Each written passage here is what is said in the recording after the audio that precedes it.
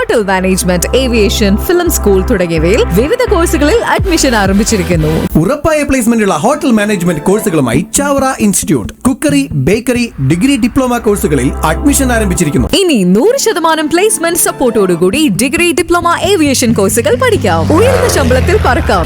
നിങ്ങളുടെ സിനിമാ സ്വപ്നങ്ങൾക്ക് ചിറകുകൾ നൽകാൻ film direction, film editing, script writing and screen acting തുടങ്ങിയ കോഴ്സുകളിൽ അഡ്മിഷൻ ആരംഭിച്ചിരിക്കുന്നു. Chavara film school. പാമ്പ് കടിയേറ്റ് മരണപ്പെട്ട ഭിന്നശേഷിക്കാരൻ ഷിനോയുടെ വീട്ടിൽ ഫോറസ്റ്റ് റേഞ്ച് ഓഫീസർ സന്ദർശനം നടത്തി.